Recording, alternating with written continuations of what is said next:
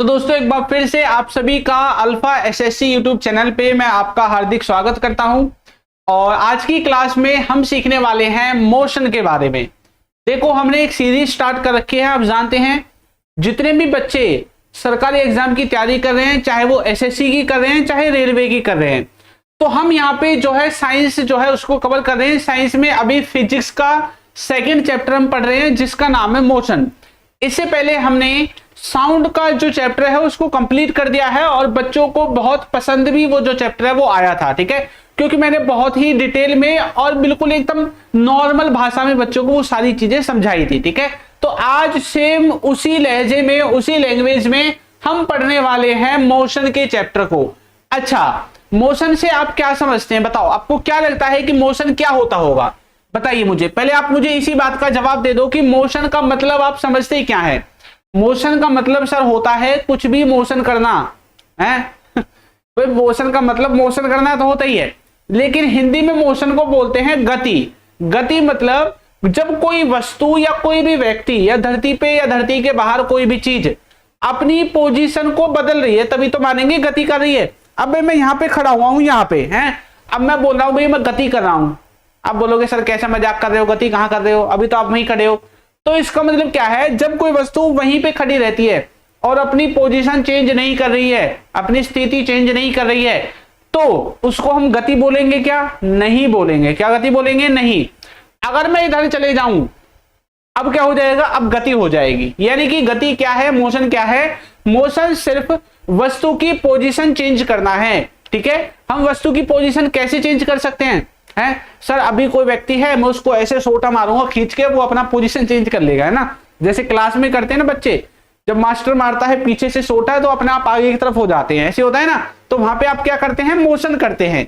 यानी कि आप जिस अवस्था में हैं उस अवस्था से हट करके कहीं और चले जाएं, जिस जगह पे हैं उससे हट करके कहीं और चले जाएं, तो इसी को क्या बोलते हैं? मोशन बोलते हैं।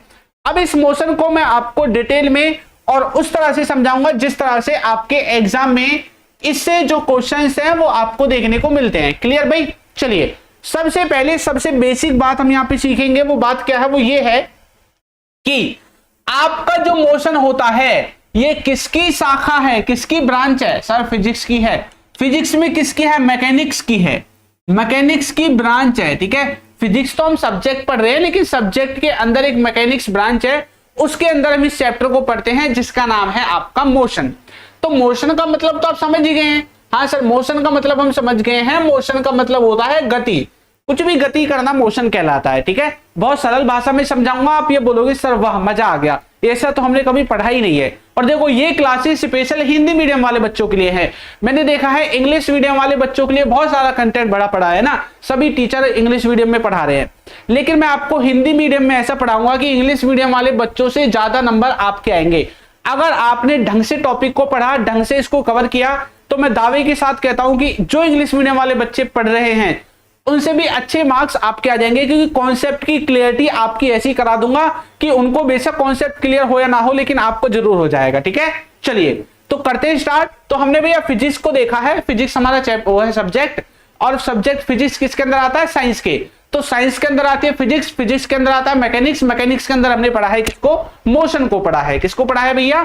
मोशन को पढ़ा है, ठीक है। चलो अब यहाँ पे ये जो मोशन है ना, अब देखो जैसे आपकी एक चैप्टर है उसमें बहुत सारे टॉपिक होते हैं चैप्टर के अंदर, है ना, होते हैं ना भाई। जैसे मान लो टेंस है इंग्लिश ग्रामर का, तो टेंस में present tense, past tense, future tense, फिर टेंस के अंदर भी, प्रेजेंट के अंदर भी इंडेफिनिट, कॉन्टिन्यूअस, परफेक्ट ऐसे होते हैं ना। तो इसी तरह से आपका ये जो आपका मोशन है, इस मोशन को हम 3 या 4 चीजों के भीतर पढ़ते हैं।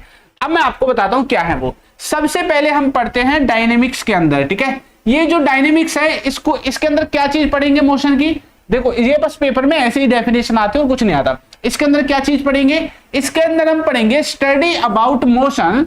मोशन के बारे में पढ़ेंगे विद कॉज ऑफ मोशन। ये कॉज समझ में नहीं आया सर आपको, साथ के साथ जो भी वर्ड ऐसा रहेगा जो मुझे ऐसा लगेगा कि भैया ये बच्चों को थोड़ा दिक्कत कर सकता है, उसका मीनिंग भी बहुत अच्छे से समझाऊंगा।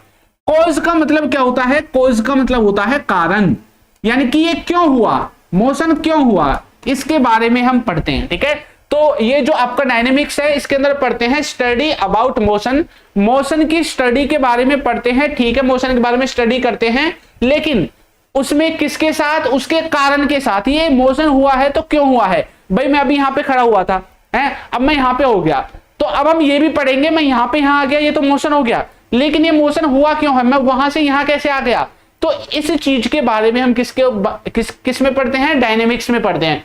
भाई वहां से मैं यहां आया, क्यों आया, भाई हो सकता है किसी ने वहां पे खड़ा हुआ हूं मुझे धक्का देके यहां कर दिया हो सकता है किसी ने मेरा सोटा मारा हो, वहां से मैं यहां आ गया हूं, लट बजा दी हो किसी ने वहां से यहां तक आने में।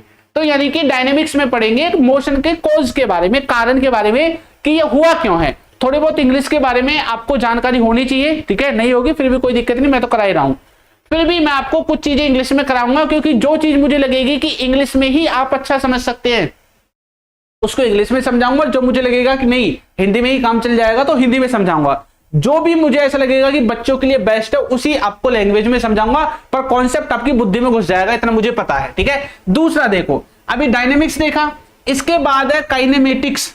ये क्या होता है सर, इसमें अभी देखो क्या पढ़ते हैं, इसमें भी मोशन के बारे में पढ़ेंगे सब में मोशन के बारे में। ये क्या पढ़ता है, study about motion without knowing the cause, knowing मतलब जानना, बिना जाने, क्या जाने, विदाउट मतलब बिना, बिना जाने, क्या बिना जाने, कारण। यानी कि अभी मैंने आपको बताया कि डायनेमिक्स में हम क्या पढ़ रहे थे कि मैं वहां से यहां आ गया, लेकिन आया कैसे, क्यों आया भैया, तो ये रीजन हमें पता करना है, कॉज हमें पता करना है, कारण हमें पता करना है।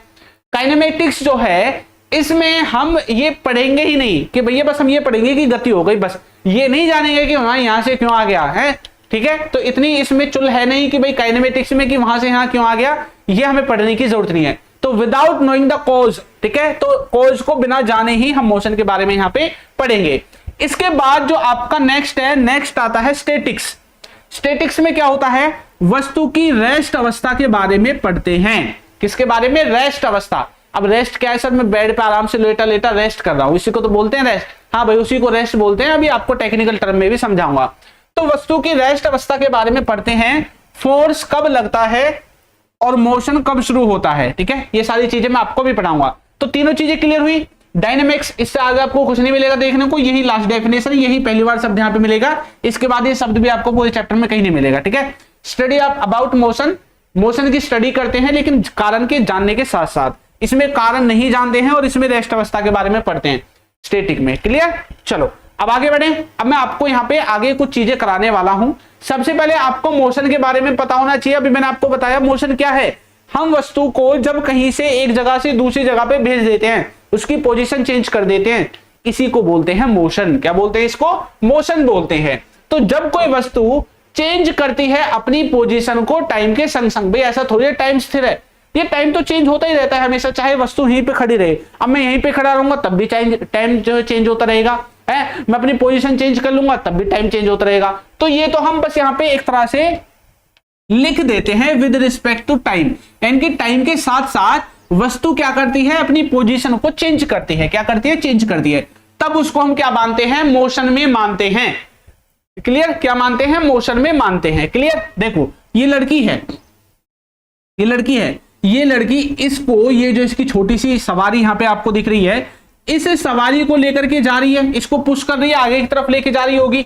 इसका मतलब ये क्या कर रही है, अपनी पोजीशन चेंज कर रही है भाई टाइम के साथ, तो ये क्या करेगी, मोशन करेगी। ये जो लड़का है इस धनुष में से तीर को मारेगा फेंक के किसी को मुंह पे, है ना, दो जोड़ा बैठे हुए उनके बीच में तीर को घुसा देगा जाके, तो यानी कि ये क्या करेगा, मोशन करेगा। क्या करेगा, मोशन। यहाँ पे जो पेड़ है, इस पेड़ से फल गिर रहे हैं, फल गिर रहे हैं ना भाई, और यहाँ पे भैया वो बैठे हैं जिन्होंने ग्रेविटेशन की खोज की थी, ठीक है। तो भाई इन्होंने देखा मोशन कैसे हो रहा है और होते होते नीचे ही क्यों जा रहा है। क्लियर। तो यहाँ पे जो पेड़ का जो फल है, जब तक वो पेड़ पे लटका हुआ था तब तक कोई मोशन नहीं था, जैसे ही टूट के नीचे गिरा मोशन में आ गया। किस में आ गया, मोशन में। सर ऐसे तो हमें कुछ समझ में नहीं आ रहा, हमें और अच्छे से समझाओ, है, और अच्छे से समझाने के लिए तो मुझे फिर और अच्छे एग्जाम्पल आपके लिए लेने पड़ेंगे। ये देखो, ये जो लड़का है अगर ये साइकिल को लेके एक ही जगह खड़ा रहता फिर ये मोशन में नहीं होता, लेकिन अब भैया ये टाइम के साथ साथ क्या कर रहा है, चेंज कर रहा है। तो मतलब क्या हो रहा है, मोशन हो रहा है। देखो मोशन हो रहा है ना, गर्दन भी ऊपर नीचे कर रहा है, साथ के साथ पहिया भी ऐसे घुमा रहा है, पेडल भी मार रहा है, तो ये क्या कर रहा है, मोशन कर रहा है। ये अपनी मेहरारू के साथ आगे जा रहा है कॉफी पीते हुए और वो फोन में लगी हुई है, लेकिन कर क्या रहे हैं, मोशन कर रहे हैं। इनका मोशन रुकेगा कैसे? आगे जाके जब किसी में ठोकर खा के गिर जाएंगे तभी मोशन रुकेगा, क्योंकि उसका ध्यान चाय पे है, इसका ध्यान फोन पे है। क्लियर? तो यहाँ पे ये जो आपको दिख रहे हैं ये सब क्या कर रहे हैं? मोशन कर रहे हैं, अपनी अवस्था को, अपनी पोजीशन को क्या कर रहे हैं? टाइम के साथ चेंज कर रहे हैं, है ना। और इनकी ही आदत मुझे भी लग चुकी है, देखो मैं भी मोशन कर रहा हूं साथ के साथ, ठीक है भाई। तो इस तरह से क्या हो रहा है? मोशन हो रहा है यहाँ पे, ठीक है। तो अब आ गया समझ में मोशन क्या है? हाँ सर, अब तो बिल्कुल बुद्धि में यहाँ पे फेविक्विक से चिपका दिया सर आपने, ठीक है, बहुत बढ़िया, ऐसे चिपका दूंगा आगे भी। आगे आ जाओ, मोशन समझ में आया। अब बात करते हैं रेस्ट की। रेस्ट मतलब जब कोई वस्तु विराम अवस्था में होती है, रेस्ट में होती है, मतलब कोई मोशन नहीं हो रहा, टाइम के साथ उसमें कोई चेंज नहीं हो रहा। सर सबसे अच्छा एग्जांपल दो। सबसे अच्छा एग्जांपल ये है, आपके घर में दीवार है, कमरे की है सर, वो देखो एक ही जगह खड़ी हुई है, क्या कोई इनमें मोशन हो रहा है? नहीं सर, इनमें मोशन नहीं हो रहा, ये मैंने देखा जब से जन्म लिया यहीं पे खड़ी है, यानी कि इसमें मोशन नहीं हो रहा है, टाइम के साथ चेंज नहीं हो रहा है। तो ये क्या है भैया? मोशन नहीं हो रहा है, इसको बोलेंगे रेस्ट। तो रेस्ट क्या होता है? जब वस्तु do not change its position, जब कोई वस्तु अपनी पोजीशन को चेंज नहीं करती है टाइम के साथ साथ, तब वो क्या होती है? रेस्ट में होती है। कोई वस्तु अपनी पोजीशन चेंज नहीं कर रही है, टाइम तो चेंज होता जा रहा है, सदियां बीत गई, लेकिन वो वस्तु भैया पोजीशन चेंज करने के नाम ही नहीं ले रही है, तो इसी को बोलते हैं रेस्ट। इसको क्या बोलते हैं? रेस्ट बोलते हैं। जैसे कि ये पेड़ है, ये पेड़ है, पेड़ को देखो, बेचारे एक ही जगह खड़े रहते हैं। अब ये थोड़ी आज पेड़ यहाँ है, कल आपको भैया मिलेगा, है आज आपके घर में है आंगन में पेड़, कल आपकी छत पे मिलेगा, ऐसा थोड़ी होता है, परसों बेड पे मिलेगा, है तो ऐसा तो है नहीं, ये एक ही जगह होते हैं, तो इनमें क्या नहीं होता? मोशन नहीं होता, ये रेस्ट में होते हैं। हाँ, इनकी पत्तियां जरूर इधर उधर ऐसे घूम घूम करके हवा चलते हुए डांस करते करते आपकी मोशन करती रहती है, लेकिन पेड़ नहीं करेगा, पेड़ वहीं पे खड़ा हुआ है, ठीक है, क्लियर। आगे देखो, ये जो कार है, अगर ये कार एक ही जगह खड़ी हुई है, जैसे फोटो में खड़ी हुई है, तो ठीक है, कोई दिक्कत नहीं है ना, तब तो ये किस में रहेगी? रेस्ट में रहेगी। लेकिन अगर ये चलना स्टार्ट कर दे तो किस में हो जाएगी? मोशन में हो जाएगी। किस में हो जाएगी? मोशन में हो जाएगी। तो ये बात आपको क्लियर हुई। रेस्ट और मोशन क्या होता है? जल्दी से कमेंट करके आप मुझे बता देंगे एक बार, ठीक है। तो मोशन सिर्फ वो होता है जब हम अपनी पोजीशन चेंज कर लेते हैं, और रेस्ट वो होता है जब हम कुछ कर नहीं रहे। अब देखो मैं यहाँ पे खड़ा हुआ हूं, तो मैं किस में हूँ? रेस्ट में हूं, क्योंकि मैं कुछ भी नहीं कर रहा, मैं अपनी पोजीशन चेंज नहीं करा। लेकिन अगर मैं इधर उधर घूमने लगूं तो किस में हो जाऊंगा? मोशन में हो जाऊंगा। किस में हो जाऊंगा? मोशन में। तो यही होता है आपका मोशन। क्लियर? ये वाली चीजें आपको देख करके और अच्छे से क्लियर हो गया होगा, ठीक है भाई। चलो आगे की तरफ बढ़ते हैं। देखो पहले मैं आपको इसमें कुछ टर्म्स हैं उनको क्लियर कर रहा हूं, उसके बाद फिर हम चैप्टर में आगे बढ़ेंगे। अब इसमें एक और होता है आपका frame of reference. Frame of reference क्या होता है?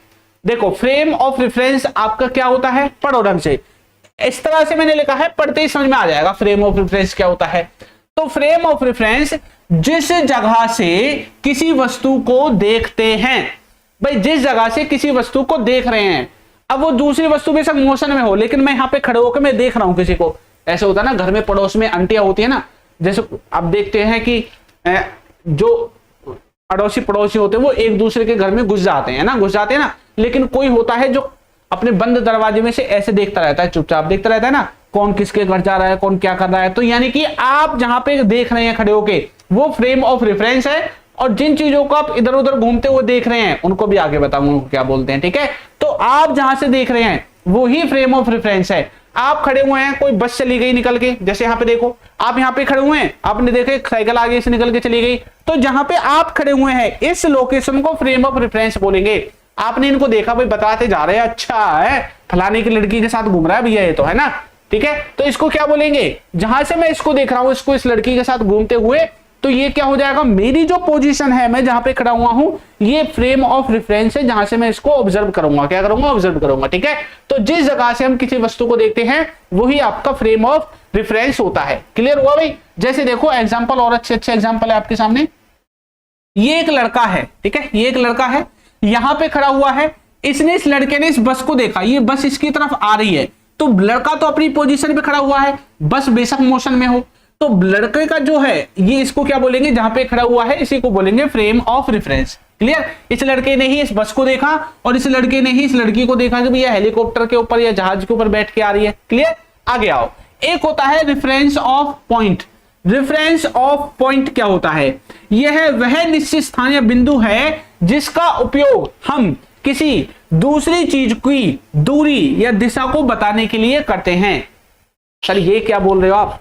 भाई ये समझ में नहीं आ रहा सर, एक बार और पढ़ो। वह निश्चित स्थान या कोई बिंदु, अब जैसे ये व्यक्ति है, इसका कोई भी निश्चित स्थान है, कोई बिंदु है जहां पे खड़ा हुआ है, ठीक है, बिंदु जिसका उपयोग हम किसी दूसरी चीज की दूरी या दिशा को बताने के लिए करते हैं। जैसे कि आप मान लो ये कहने लगे कि भाई ये जो लड़का खड़ा हुआ है, इस लड़के से इस बस की दूरी कितनी है, तो आपने इस बिंदु का इस्तेमाल किया इसकी दूरी को नापने के लिए। नहीं समझ में आया? आ जाओ नीचे आओ। देखो ये एक घर है, ठीक है सर, ये घर है, ये घर है भैया किसी का, या स्कूल है सर, स्कूल मान लेते हैं, चलो ये है आपका स्कूल, ठीक है, ये एक स्कूल है। अब मैं इस स्कूल से और इस लड़के के घर तक की दूरी अगर नापूं, तो मैं दूरी मापने के लिए किसी ना किसी चीज का सहारा तो लूंगा।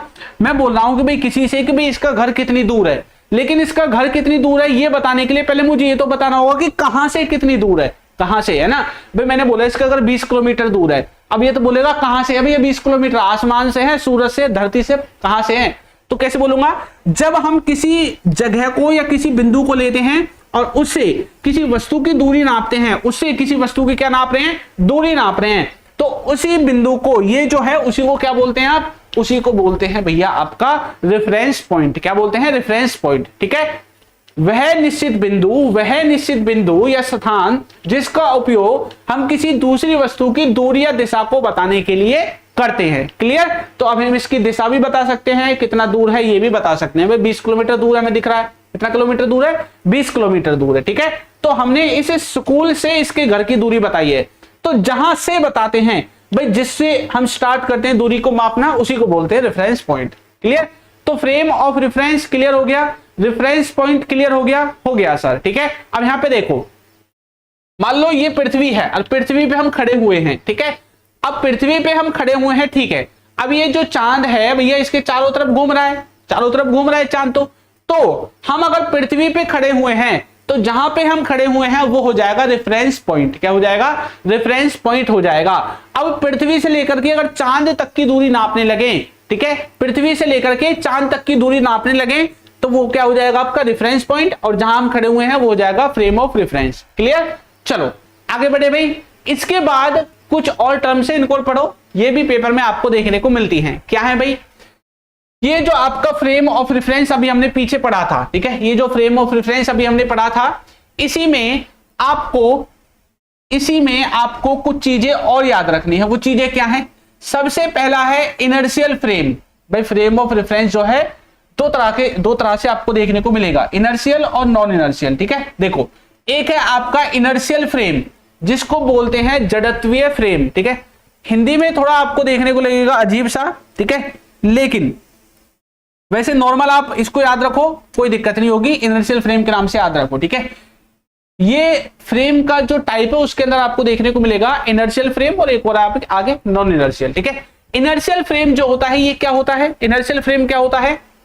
इनर्शियल फ्रेम आपका होता है ऑब्जेक्ट जब किसमें होता है? रेस्ट में होता है, या फिर एक समान गति से चलता रहता है, कांस्टेंट वेलोसिटी से चलता रहता है। वेलोसिटी क्या है? वेलोसिटी एक तरह से आप गति लगा सकते हैं, एक समान गति से। देखो, या तो वो एक जगह खड़ा हुआ है या एक ही स्पीड से चल रहा है, ठीक है। उसकी स्पीड में परिवर्तन नहीं होना चाहिए। 50 की स्पीड से मोटरसाइकिल भगाई जा रही है तो 50 की स्पीड से भगनी चाहिए, 49 या 51 नहीं होना चाहिए। अगर आप एक जगह खड़े हुए हो तो एक ही जगह होने चाहिए। तो ऑब्जेक्ट या तो रेस्ट में हो या फिर एक समान गति से क्या कर रहा हो? चल रहा हो, ठीक है। उसको क्या बोलते हैं? इनर्शियल फ्रेम बोलते हैं। क्या बोलते हैं? इनर्शियल फ्रेम, ठीक है। क्लियर? देखो कैसे आपने बोला, जमीन पर खड़ा एक व्यक्ति, ठीक है, एक कार जो हाईवे पे बिल्कुल एक ही रफ्तार में चल रही है। ये तो आपको समझ में आ गया होगा भाई, ये कार है वो हाईवे पे एक ही रफ्तार में जो है चल रही है। लेकिन जमीन पर खड़ा एक व्यक्ति कैसा होगा? जमीन पर खड़ा एक व्यक्ति, अब जैसे मैं जमीन पे ही तो खड़ा हूं, तो मैं कैसे हूं? रेस्ट में हूं। कैसे हूं? रेस्ट में, यानी कि मैं कोई भी गति नहीं कर रहा। भाई देखो, मैं ही खड़ा हुआ हूं, मैं कोई गति नहीं कर रहा, ठीक है। क्लियर हुआ? और एक कार जो हाईवे पे बिल्कुल एक ही स्पीड से चल रही है, 60 किलोमीटर पर आवर। अब ये स्पीड कितनी भी हो सकती है, लेकिन एक जैसी होनी चाहिए। ऐसा नहीं है कि अभी 60 है, आगे जाके 2 मिनट बाद आपने 60 कर दी, 80 कर दी, 90 कर दी, 50 कर दी, 40 कर दी, ऐसे नहीं होना चाहिए। एक ही सेम स्पीड आपकी होनी चाहिए, ठीक है। ये व्यक्ति जमीन पे खड़ा हुआ है तो कैसा है? रेस्ट में है। और ये जो कार है ये भाग रही है, लेकिन स्पीड कितनी है? एक ही है, फिक्स स्पीड है। तो इसको क्या बोलेंगे? इनर्शियल फ्रेम बोलेंगे, ठीक है, जड़त्वीय फ्रेम बोलेंगे। क्लियर हुआ? ठीक है। न्यूटन के लॉ अभी आगे पढ़ेंगे, न्यूटन के लॉ पे आधारित है। आगे देखो, दूसरा है नॉन इनर्शियल। भाई जब इनर्शियल में हमने पढ़ा है कि वस्तु या तो रेस्ट में हो या वस्तु एक ही स्पीड से चल रही हो, मोशन में हो। तो नॉन इनर्शियल क्या हो जाएगा, भाई वस्तु रेस्ट में नहीं होनी चाहिए, दूसरा उसमें जो है स्पीड कम ज्यादा होनी चाहिए, है ना, स्पीड ऊपर नीचे होनी चाहिए। तो वस्तु कैसी स्पीड से चलेगी, वेरिएबल स्पीड से चलेगी। वेरिएबल स्पीड का मतलब होता है कि वस्तु की जो स्पीड है वो कम ज्यादा हो रही है, कभी 40, कभी 60, कभी 50, कभी 30, ऐसे स्पीड कम ज्यादा हो रही है, ठीक है। यानी कि वस्तु की रफ्तार में क्या हो रहा है, परिवर्तन हो रहा है, एक समान रफ्तार से नहीं चल रही है। तो इसको क्या बोलेंगे, नॉन इनर्शियल फ्रेम बोलेंगे। क्या बोलेंगे, नॉन इनर्शियल फ्रेम बोलेंगे। एक कार जो अचानक तेज हो रही है या अचानक ब्रेक मार रही है, तो मतलब स्पीड में चेंज हो रहा है भाई, ठीक है। एक गोल घूमता हुआ झूला, ठीक है, भाई झूला होता है ना, इसे गोल गोल घूमता है, आपने देखा होगा मेले में है। अब वो लोगों को डराने के लिए क्या करता है, कभी तेज कर देगा, फिर एकदम तेज कर देगा, फिर मंदा कर देगा, फिर तेज कर देगा, फिर मंदा कर देगा, है ना, ऐसे ही करता है ना। तो गोल जो आपके मेले में जो झूला है वो घूमता है, उसी में ऐसा होता है, उसमें दिशा भी चेंज होती रहती है और उसका जो आपका स्पीड है वो भी आपकी चेंज होती रहती है। ये वाला झूला है ना, आप झूले होंगे कभी ना कभी इस पे, ये कभी तेज होता है, कभी मंदा होता है, कभी ऊपर ले जाएगा, कभी नीचे ले जाएगा, है ना, 100 तरह के बहाने बनाता है बच्चों को डराने के लिए। क्लियर। तो आपका क्या है, नॉन इनर्शियल फ्रेम के अंदर आएगा। अब देखो ये जो गाड़ी है भाई यहां से तो मान लो एक स्पीड से चल जाएगी, लेकिन मुराद पे भी क्या सेम स्पीड रहेगी, नहीं, मुराद पे जाने के बाद, मोड़ पे जाने के बाद ये स्पीड कम करते आए, है ना, और कोई कम करेगा, वरना भी मुड़ेगी कैसे, फिर यहाँ पे भी स्पीड कम करेगा, फिर आगे बढ़ाएगा। तो कम ज्यादा जो आपकी स्पीड है वो होती रहती है, ठीक है। इसी को बोलते हैं non inertial frame. Inertial frame अभी हमने पढ़ा क्या है, स्पीड एक समान होनी चाहिए या वस्तु एक जगह हो, रेस्ट में हो। नॉन इनर्शियल में स्पीड चेंज होती रहे, क्या होते रहे, स्पीड आपकी चेंज होती रहे। क्लियर। चलो आगे बढ़े, ठीक है। इसमें कुछ और एग्जांपल्स मैंने लिख रखे हैं जो आपको और ज्यादा मजा आएंगे पढ़ने में। देखो जब आप बस में खड़े हुए हैं तो बस में जब आपका जो ड्राइवर है भाई ब्रेक भी लगाएगा, रेस भी देगा, सब काम करेगा, है ना। तो जब आप बस में खड़े हो और बस अचानक चलने लगे तो आपको पीछे की तरफ एक धक्का महसूस होता है ना। यह धक्का किसने आपको सच में नहीं मारा, बल्कि सूडो फोर्स है जो केवल नॉन इनर्शियल फ्रेम में ही महसूस होता है। देखो एक बात बताओ, ये कहना क्या चाहता है, मैं आपको समझाता हूं। देखो मान लो आपकी एक बस है, ठीक है, एक बस है भैया, ठीक है सर, मान लेते हैं, आपने बोला है तो मान लेंगे सर, ठीक है। मान लो एक बस है, ये रही बस, ठीक है, ये रही बस। क्लियर। ये रहे भैया, इसमें 4-5 टायर मैंने लगा दिए, ठीक है। यहां पे कहीं आप बैठे हुए हैं, ठीक है, ये आप बैठे हुए हैं। क्लियर। अब ये जो बस है ये रुकी हुई है, जब एक संग चलना स्टार्ट करेगी तो आप देखते हैं ना पीछे की तरफ जाते हैं, ऐसे बस ने चलना स्टार्ट करते एकदम पीछे की तरफ ऐसे हो जाते हैं ना। तो ये धक्का क्या आपको किसी ने ऐसे मारा है, ले भाई पीछे हो जा, ऐसे थोड़ी मारा किसी ने, नहीं। ये जो फोर्स है ये एकदम आपके ऊपर लगा, लेकिन किसी ने लगाया नहीं, अपना आप लगाया ना। इसको सूडो फोर्स बोलते हैं, सूडो फोर्स बोलते हैं। यानी कि एक तरह से झूठा बल है, ये बल दिखाई नहीं देता किसी को, ना किसी ने लगाया है, इसको झूठा बल बोलते हैं एक तरह से, ठीक है। तो ये जो आपका है ये नॉन इनर्शियल फ्रेम के अंदर ही आपका जो है ये वाला जो बल है वो काम करता है। क्लियर। नॉन इनर्शियल फ्रेम के अंदर ही ये वाला जो बल है आपको देखने को मिलेगा। क्लियर।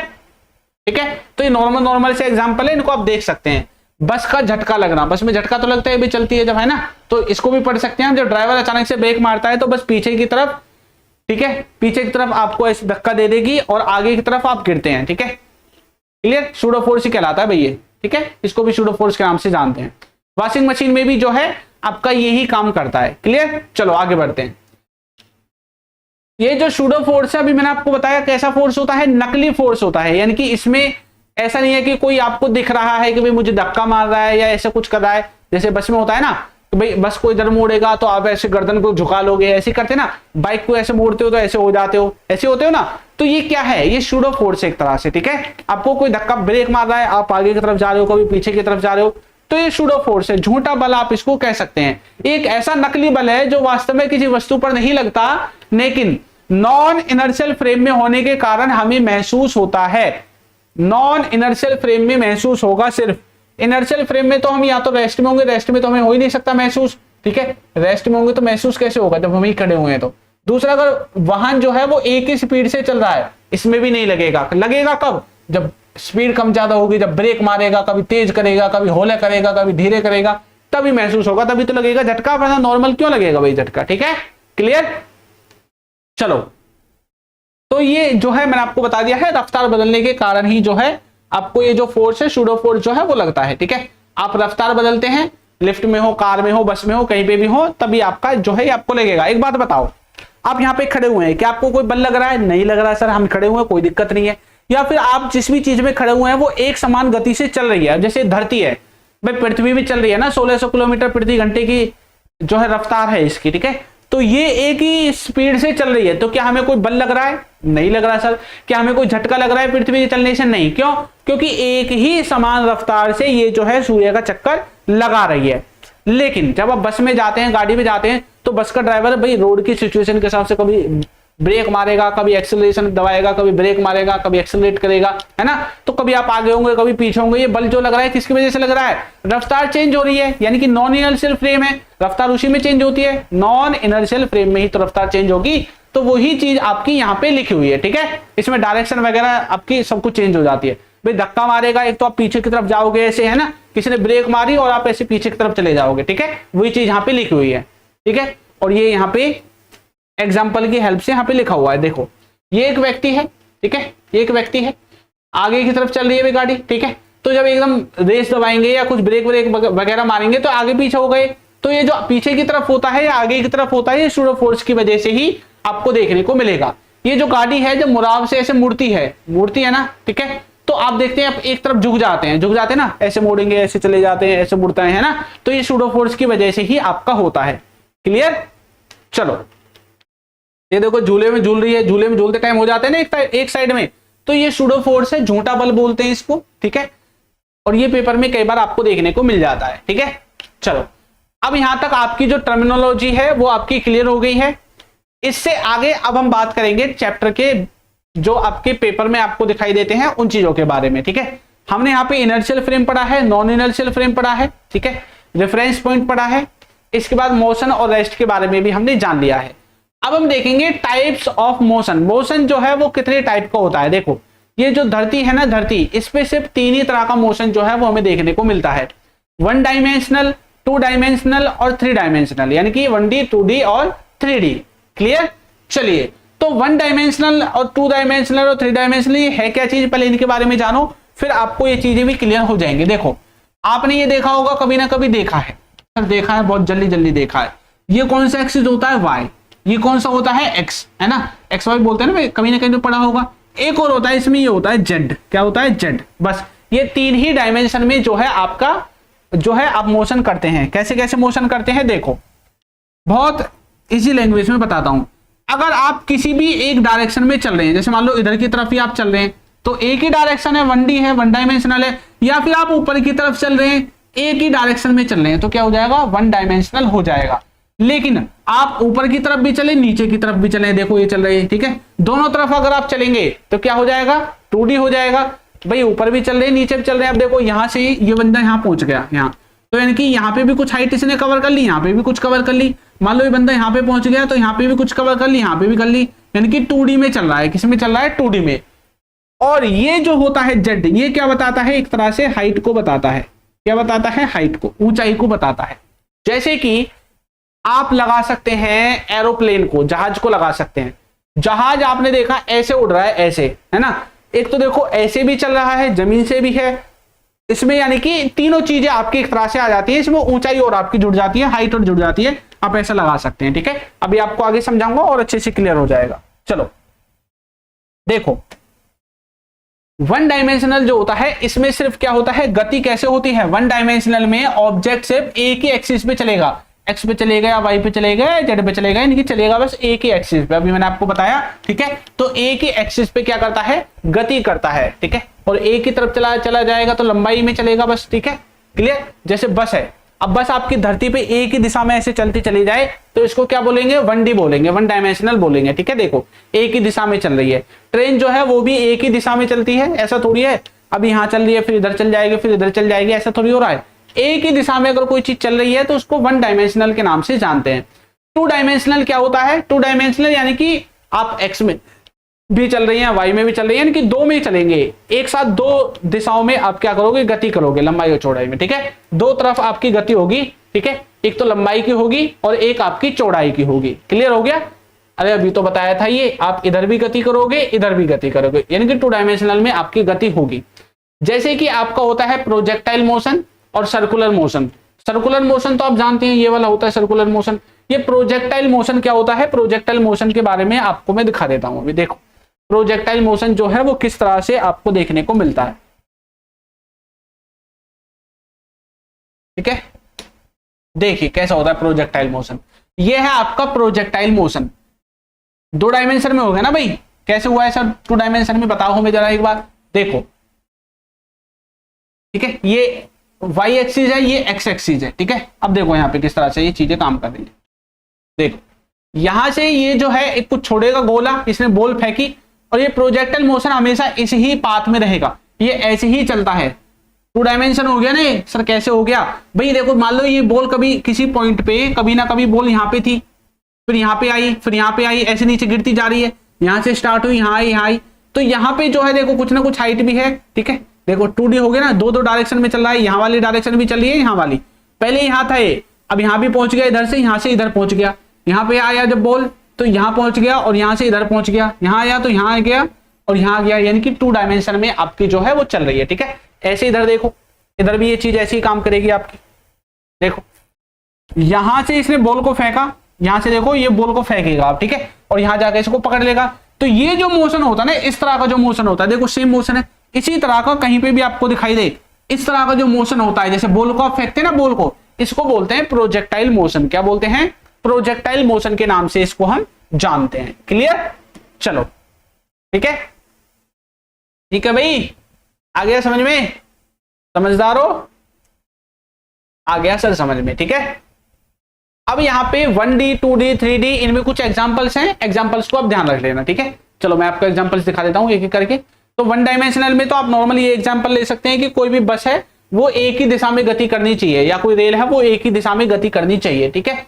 टू डायमेंशनल में आप क्या ले सकते हैं, जैसे चींटी है, चींटी, चींटी भी देखो प्रोजेक्टाइल मोशन बना रही है, ये देखो यहां से एक तरह से ऐसी ऐसी चल रही है ना, ऐसे, ठीक है। तो चींटी एक तरह से ऐसे चलती है, जिगजैग करते हुए चलती है, ऐसे चलती है, ठीक है। तो चींटी का चलना टू डायमेंशनल होता है, कभी एक्स एक्सिस पे, कभी वाई पे, कभी एक्स पे, कभी वाई पे, ऐसे चलती है, ठीक है। 2D की शेप में आपकी जो चींटी है वो चलती है। एक प्रोजेक्टाइल मोशन हो जाएगा आपका, और एक सर्कुलर मोशन हो जाएगा। क्या हो जाएगा, सर्कुलर मोशन जो है आपका होने वाला है। क्लियर हुआ। तो 2D में आपको ये वाली जो चीजें हैं वो याद रखनी है, सर्कुलर मोशन, प्रोजेक्टाइल मोशन, या किसी भी आप चींटी का चलना देखते हैं कहीं पे, ठीक है। चलो आगे बढ़े, नेक्स्ट देखो, इसके बाद है 3 डायमेंशनल, इसमें लंबाई चौड़ाई और ऊंचाई तीनों आ जाते हैं। देखो 1 डायमेंशनल में सिर्फ लंबाई लंबाई देख रहे थे, 2 डायमेंशनल में लंबाई और चौड़ाई दोनों देखी, 3 डायमेंशनल में लंबाई चौड़ाई और ऊंचाई तीनों दिशाओं में, तीनों तरफ आपकी गति जो है होगी, एक्स में भी होगी, वाई में भी होगी, जेड में भी होगी, ठीक है। तीनों में ही आपकी गति जो है वो होती है। क्लियर। जैसे कि मैंने आपको बताया था हवाई जहाज जो होता है आपका, एरोप्लेन जो होता है, क्योंकि वो ऊंचाई पे भी उड़ता है ना भाई, हाइट की जरूरत होती है इसको, ठीक है। एरोप्लेन हो गया, पक्षी हो गए, यानी कि आसमान में कोई भी चीज चल रही है, कोई भी वस्तु, जानवर, पक्षी कुछ भी चल रहा है, तो वो 3D मोशन करता है हमेशा। कैसा मोशन करता है, 3D, ठीक है। क्लियर, ये देखो ये 3D मोशन में आपका चलेगा हमेशा। क्लियर। चलो तो ये मैंने आपको पहले ही बता दिया था, एक्स एक्सिस, वाई एक्सिस और जेड एक्सिस, तीनों ही एक्सिस में आपका 3D जो मोशन है वो काम करता है, ठीक है। यहां पे कुछ चीजें और आपके सामने निकल के आती हैं, डिस्टेंस और डिस्प्लेसमेंट से रिलेटेड। किससे रिलेटेड, डिस्टेंस और डिस्प्लेसमेंट से रिलेटेड भी कुछ चीजें जो हैं वो आपको यहां पे दिखाई देती हैं। क्लियर। चलिए, तो डिस्टेंस और डिस्प्लेसमेंट में क्या अंतर है अभी आपको छोटे से उसमें समझा देता हूं बस, ठीक है। एक सेकंड रुकिए बस।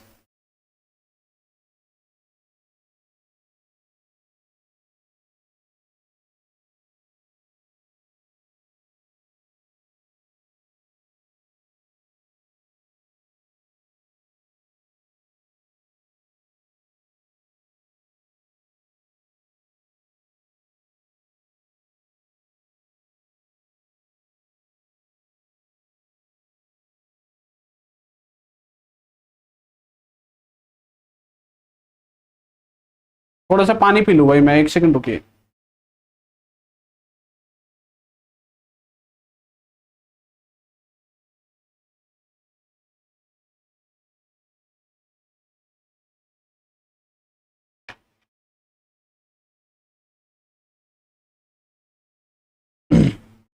आ जाइए। तो डिस्टेंस और डिस्प्लेसमेंट कुछ भी नहीं है, छोटा सा है, बस आपको देखो 1 सेकंड में समझ में आने वाला है। 1 सेकंड में डिस्टेंस और डिस्प्लेसमेंट समझ में आ जाएगा।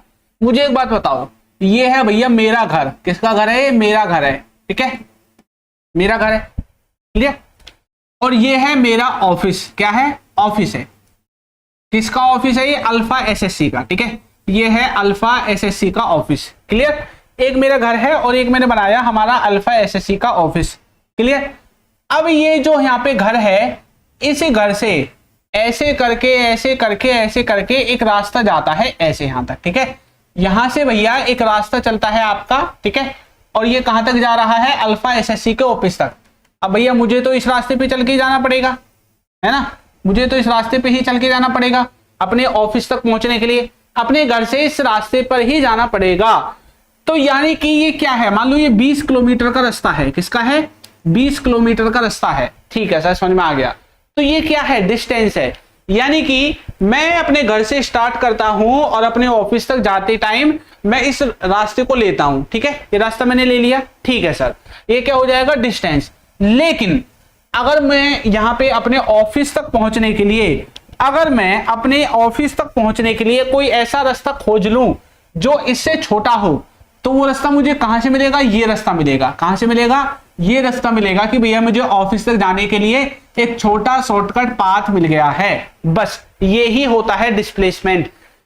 डिस्प्लेसमेंट क्या होता है? हम जब जहां से चलना स्टार्ट करते हैं, जो हमारा इनिशियल पॉइंट होता है, जहां से हम शुरुआत करते हैं और जहां पे हमें जाना होता है, वहां तक का सबसे छोटा जो रास्ता होता है, सबसे शॉर्टेस्ट पाथ जो होता है, वो ही आपका क्या होता है? वो ही आपका जो रास्ता होता है, एक तरह से आपके किसके अंदर आएगा? डिस्प्लेसमेंट के अंदर आएगा। किसके अंदर आएगा? डिस्प्लेसमेंट, ठीक है, जिसमें आप डायरेक्ट डिस्टेंस बता रहे हैं 20 किलोमीटर, ये वाला जो है नॉर्मल जो रास्ता होता है, ये होता है डिस्टेंस। क्या होता है? डिस्टेंस होता है।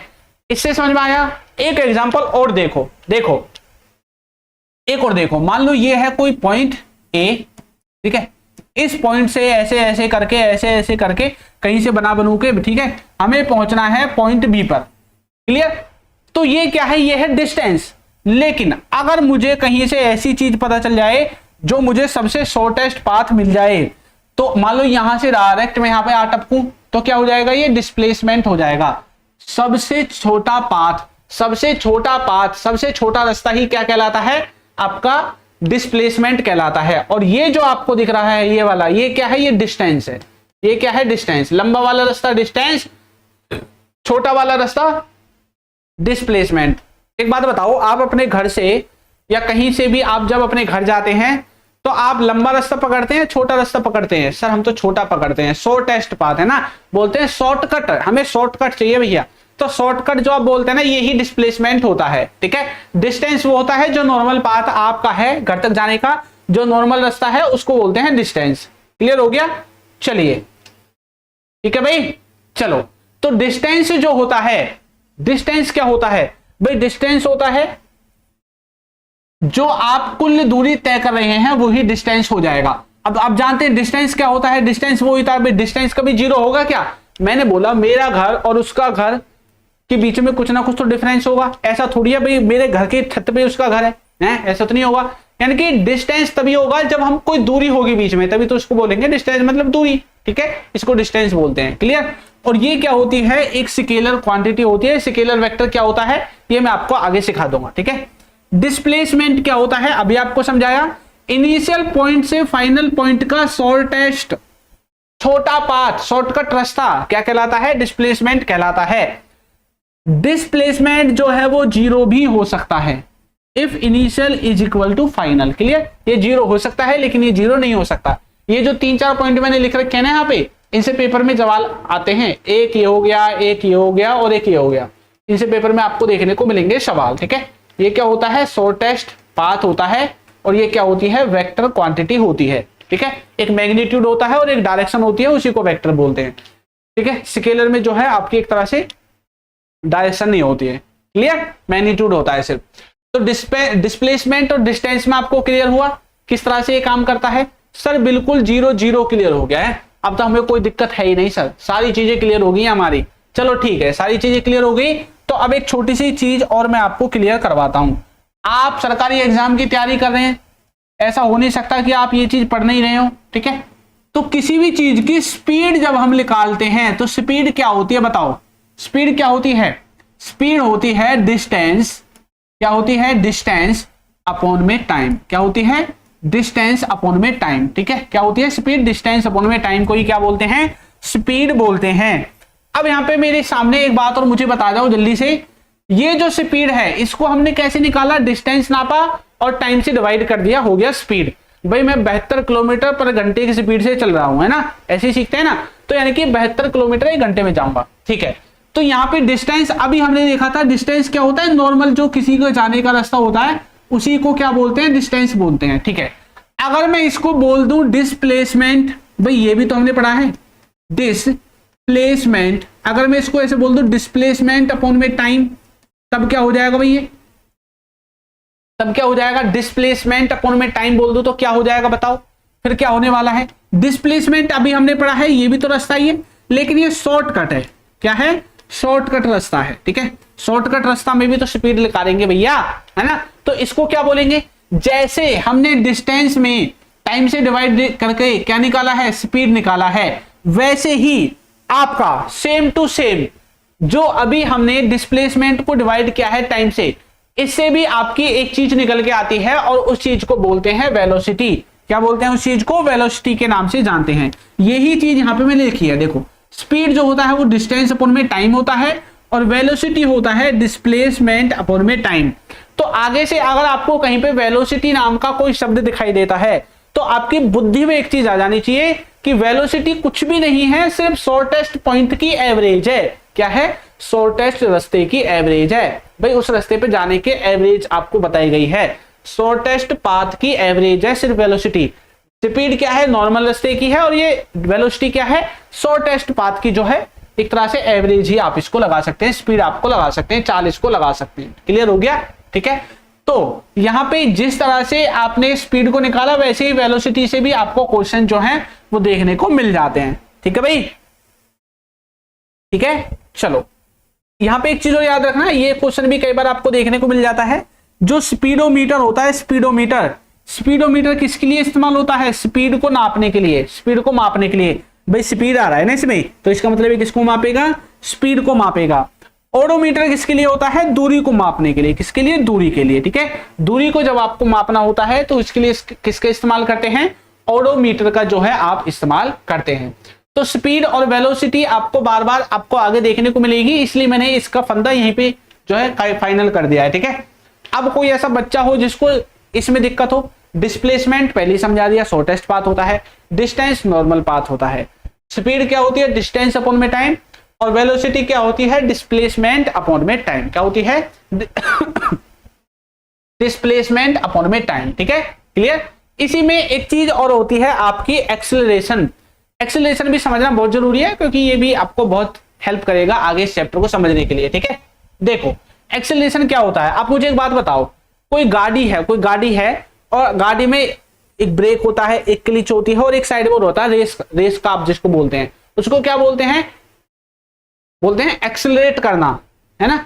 तो जब आप उस पे रेस वाले पे ऐसे पंजा दबाते हैं, पांव दबाते हैं, तो गाड़ी एक्सेलरेट होती है, चलती है, तेज चलती है। पंजा हटा लेते हैं तो भी धीमी हो जाती है। ठीक है, क्या हो जाती है? धीमी हो जाती है। यही चीज यहां पे लिखी हुई है, ध्यान से पढ़ो क्या लिखा हुआ है। जब किसी वस्तु की रफ्तार बढ़ती है या घटती है या उसकी दिशा बदलती है तो उसे ही क्या कहा जाता है? एक्सेलरेशन कहा जाता है।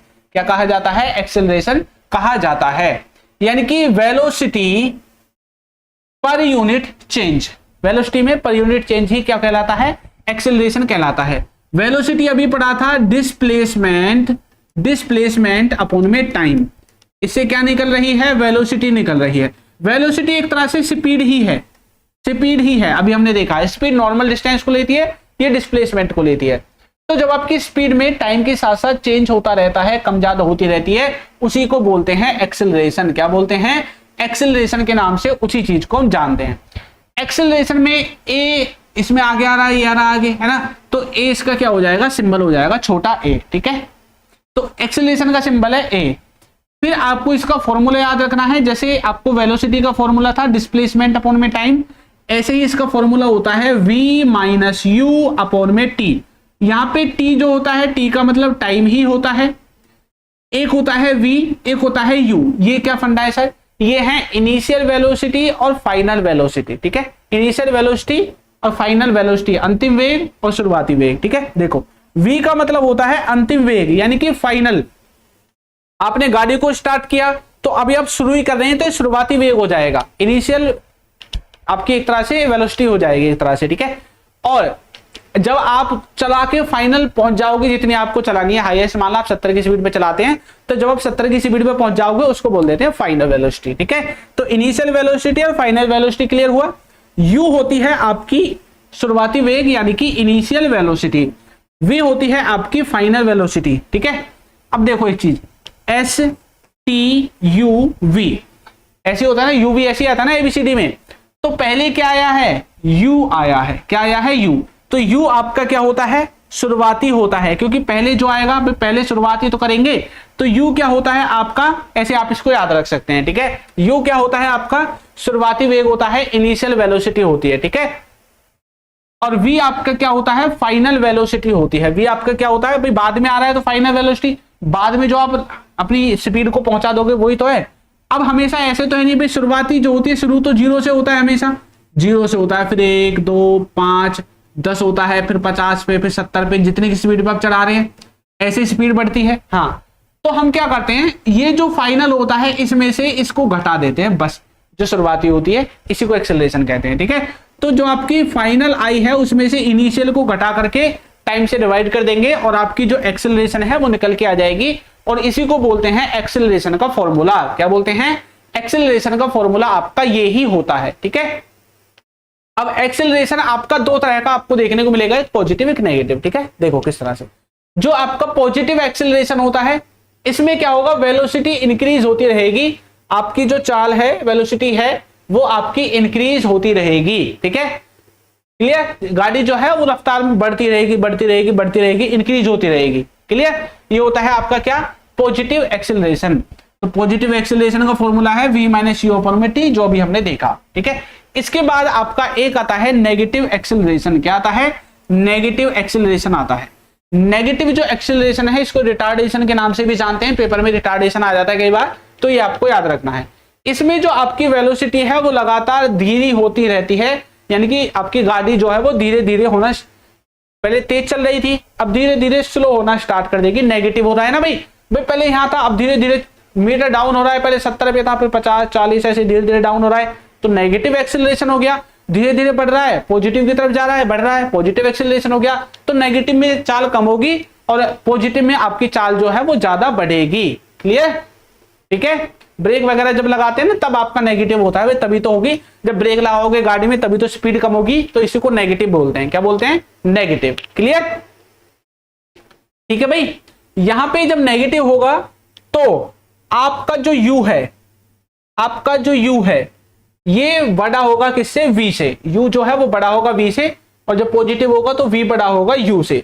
और यहां पे देखो फॉर्मूला दोनों का सेम आपको दिख रहा है, फॉर्मूला सेम दिख रहा है। तो नेगेटिव वाले में नेगेटिव में आंसर जो है वो आपका आएगा, और यहाँ पे पॉजिटिव तो रह रहा है नॉर्मली, किसी का आगे कोई साइन नहीं होता तो वो पॉजिटिव होता है, आप जानते हैं, ठीक है। तो यहाँ पे जो आपका है वो नेगेटिव में आने वाला है, क्योंकि आपका जो u है वो बड़ा होगा। भाई मान लो v आपका था 50 और u आपका बड़ा है 70 है, और यहाँ पे टाइम जो है आपका कितना लगाऊं? 10 लगा लेता हूं, ठीक है। टाइम 10 लगा लेता हूं, तो 50 बड़ा है तो 50 छोटा है 70 से, तो यहाँ पे कितना आना चाहिए? ऊपर तो माइनस का 20 आना चाहिए और नीचे 10 लिखा हुआ है। 10 से इसको डिवाइड करेंगे कितनी बार जाएगा? 2, तो माइनस को 2 आ गया ना नेगेटिव में आपका एक्सेलरेशन। इस तरह से काम करेगा, ठीक है। बहुत नॉर्मल से एग्जांपल देके समझाया है, मेरे हिसाब से समझ में आ जाना चाहिए, ठीक है। चलो ठीक है। यहां पे ना कुछ इससे रिलेटेड कुछ इक्वेशंस भी होती हैं, वो इक्वेशंस भी आपको याद रखनी है भाई। पेपर में डायरेक्ट आपको इक्वेशन पूछी जाती है कई बार, ठीक है। तो इक्वेशन ऑफ मोशन, मोशन की कुछ इक्वेशंस हैं, उनको आप देखो। जब किसी वस्तु का एक्सेलरेशन, हिंदी में त्वरण कहते हैं इसको, ठीक है, एक्सेलरेशन एक समान होता है यानी कि कांस्टेंट होता है, तो उसकी गति को समझने के लिए 3 समीकरण यानी कि 3 इक्वेशन जो है वो आपको देखने को मिलती हैं। वो 3 इक्वेशन है ये 3 की 3 जो इक्वेशन है आपको याद रखनी है, पेपर में डायरेक्ट आती हैं। पेपर में ऐसा हो जाता है कई बार तो कि इनमें से आपको एक इक्वेशन दे दी जाती है, दूसरी भी दे दी जाती है, आपसे पूछ ली जाती है तीसरी कौन सी है भैया बता, हैं? या आपको इतना दे दिया जाता है, इतना पार्ट दे दिया जाता है, आपसे इतना पार्ट पूछ लिया जाता है भाई इसके अगले वाला पार्ट बताओ। इस तरह से भी इक्वेशन जो है वो डायरेक्ट आपकी देखने को मिल जाती है। तो ये आपको याद रख लें, कुछ नहीं है, ठीक है, नॉर्मल सी इक्वेशन है, ठीक है भाई, ये आपको याद कर लेनी, ज्यादा बड़ी नहीं है। नॉर्मल सी इक्वेशन जो है वो आपको देखने को मिलेंगे, ठीक है। S इज इक्वल्स टू क्या होता है, S इज इक्वल्स टू आपका होता है, S इज इक्वल्स टू होता है UT plus half AT square. U अभी हमने पढ़ा है, T हमने पढ़ लिया, टाइम होता है, A एक्सेलरेशन है, T फिर से टाइम आ गया, ठीक है। V इज इक्वल टू होता है UT plus U plus AT, ठीक है, U plus AT। V square क्या होता है, U square plus 2AS, clear. चलो, तो यहाँ पे ये मैंने यहाँ पे लिख भी दिया है कौन सी चीज का क्या नाम है, ठीक है। ऐसे जो नया आया था इसका मतलब होता है डिस्टेंस या डिस्प्लेसमेंट, या कुछ भी हो सकता है आपका, ठीक है। T मतलब टाइम, A माने एक्सेलरेशन होता है, इसको तो आप जानते हैं, ठीक है। V होती है फाइनल वेलोसिटी, U होती है इनिशियल वेलोसिटी, ठीक है, क्लियर। ये चीज आपको डायरेक्ट पेपर में पूछी जाती है, तो इसको आप याद रख लेना, ठीक है। S is equal to UT plus half AT square, ऐसे आपको बार बार लिख के देख लेना है इसको, ठीक है, और क्लियर हो जाएगा, ठीक है। V स्क्वायर बराबर होता है U स्क्वायर माइनस 2AS, इस तरह से आप बार बार लिख के देखोगे और ये चीजें जो हैं आपकी क्लियर हो जाएंगी, ठीक है भाई। चलो आगे बढ़े, नेक्स्ट देखो, यहां पे जो अभी फर्स्ट हमने पढ़ा था S is equal to UT plus half AT square, इससे रिलेटेड कुछ चीजें हैं वो आपको याद रखनी है, वो मैं आपको बता देता हूं, ठीक है। चलिए क्या चीजें हैं, इसको बोलते हैं फर्स्ट इक्वेशन, यानी कि वेलोसिटी और टाइम का रिलेशन यहां पे बताया जाता है, किसका, वेलोसिटी और टाइम का। तो ये क्या बता रहा है, यह बताता है कि समय के साथ रफ्तार कितनी बढ़ेगी, समय के साथ रफ्तार कितनी बढ़ेगी, ठीक है। तो जब भी ऐसा दिखाई जाए कि समय के साथ रफ्तार का जो रिलेशन है उसको चूज करो ऑप्शन में से, ठीक है, तो आपको ये वाला चूज करना है, S is equal to UT plus half AT square, clear. Second जो है उसको बोलते हैं, सेकेंड इक्वेशन को क्या बोलते हैं, पोजीशन और टाइम का रिलेशन बोलते हैं। यह बताता है कि किसी समय में वस्तु ने कितनी दूरी तय की है। यह क्या बता रहा है, रफ्तार के बारे में, यह बता रहा है कितना डिस्टेंस ट्रेवल किया है, कितनी दूरी तय की है। तो V इज इक्वल्स टू होता है UT प्लस AT, क्लियर, ये आपको याद रखना है। थर्ड इक्वेशन होती है वेलोसिटी और पोजीशन का रिलेशन बताने वाली। ये तब इस्तेमाल होता है जब हमें समय पता ना हो, सिर्फ दूरी और रफ्तार पता हो, ठीक है भाई। ये आपको याद कर लेने हैं, आपके पेपर में टू द पॉइंट डायरेक्ट ऐसे ही आपको पूछे जाते हैं। इनसे न्यूमेरिकल भी आते हैं, न्यूमेरिकल भी मैं आपको आगे किसी क्लास में करा दूंगा, ठीक है, क्लियर। चलो एक बार इसको रिवाइज कर लेना अच्छे से। इसके बाद कुछ मोशन और होते हैं, जैसे यूनिफॉर्म और नॉन यूनिफॉर्म। यूनिफॉर्म मतलब होता है एक समान, और नॉन यूनिफॉर्म का मतलब होता है जो एक समान ना हो। देखो कैसे, यूनिफॉर्म में एक समान जो है मोशन आपको देखने को मिलेगा जब कोई वस्तु समान अंतराल में, यानी कि इक्वल टाइम इंटरवल में समान दूरी तय करती है। क्या करती है, समान, यानी कि इक्वल डिस्टेंस तय करती है, तो उसे यूनिफॉर्म मोशन कहते हैं। समान दूरी तय करेगी समान टाइम में, क्लियर हुआ। इसी को क्या बोलते हैं, यूनिफॉर्म मोशन कहते हैं, ठीक है। वस्तु की जो रफ्तार है वो कैसी रहती है, इसमें एक समान रहती है, बदलती नहीं है, क्लियर। जैसे कि आपकी घड़ी की सुई, घड़ी की सुई कैसी काम करती है भाई, घड़ी की सुई कम ज्यादा होती है क्या, नहीं, एक ही रफ्तार पे चलती रहती है। कम ज्यादा होगी तो टाइम ऊपर नीचे नहीं हो जाएगा, तो इसको क्या बोलते हैं, यूनिफॉर्म मोशन आप कहते हैं। और जैसे हवाई जहाज है वो भी आपका एक ही रफ्तार के साथ उड़ता रहता है, ये नहीं है कि उसने रफ्तार कम ज्यादा कर लेगा अपनी, ठीक है। एक बार एक पर्टिकुलर हाइट पे पहुंचेगा कि एक ही सेम रफ्तार से चलता रहता है, ठीक है। कम ज्यादा करने से बैलेंस भी बिगड़ सकता है, ठीक है भाई।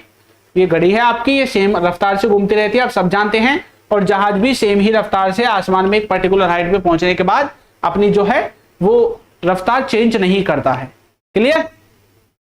चलो ग्राफ भी कई बार आ जाता है, तो इसका ग्राफ इस तरह से आपको देखने को मिलता है, ठीक है। चलो नॉन यूनिफॉर्म जो मोशन होता है आपका, नॉन यूनिफॉर्म मोशन में क्या होता है भाई, उसमें टाइम के साथ वो चेंज वो सेम था, इसमें चेंज होता रहेगा। तो टाइम के साथ साथ दूरी जो है वो चेंज होती रहती है भाई। आपने जब दूरी और टाइम को एक साथ रखा है, एक साथ रखा तो ग्राफ ऐसा बना, ठीक है।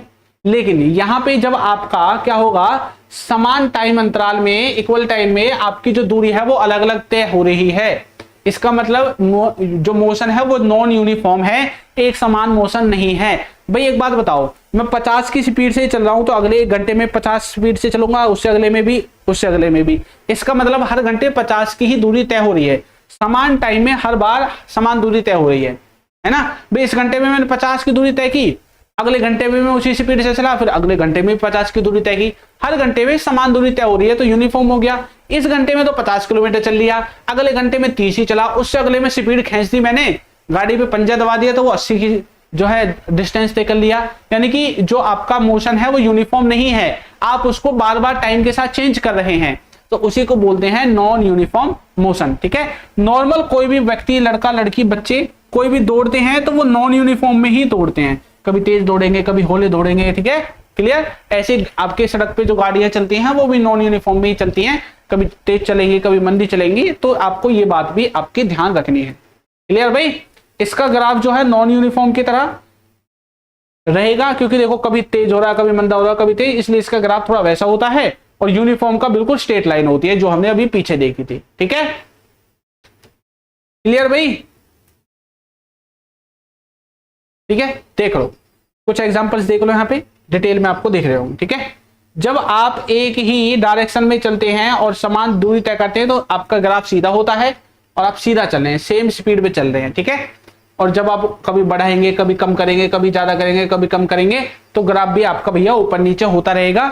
ग्राफ जो है वो भी अपनी डायरेक्शन जो है वो चेंज करेगा, कभी ऊपर रहेगा कभी नीचे रहेगा। अभी जैसे हमने मोशन के रूल पढ़े थे, 3 इक्वेशन पढ़ी थी ना, 3, वही इक्वेशन सेम टू सेम आपकी ग्रेविटी की भी होती हैं। मोशन अंदर ग्रेविटी के अंदर भी सेम ही इक्वेशन आपकी काम करती हैं। बस यहाँ पे आपको क्या करना है, ए की जगह जी लिख देना है। क्या लिख देना है, ए की जगह जी लिख देना है, और जो एस लिखा था एस की जगह एच लिख देना है। तो यहाँ पे जो एस था इसकी जगह आप क्या करोगे, एच लिख दोगे, और ए की जगह जी। ए कहाँ पे आया, देखो यहाँ पे ए आया है, ए की जगह आप क्या लिख दोगे, यहाँ पे जी लिख दोगे, देखो जी आ रहा है। ठीक है, बस यही है और कुछ में कोई चेंज नहीं है। यहाँ पे ए है, ए की जगह आप क्या लिख दोगे, जी लिख दोगे। ठीक है, ये एक छोटा सा है, इसको आपको याद रखना है। क्लियर।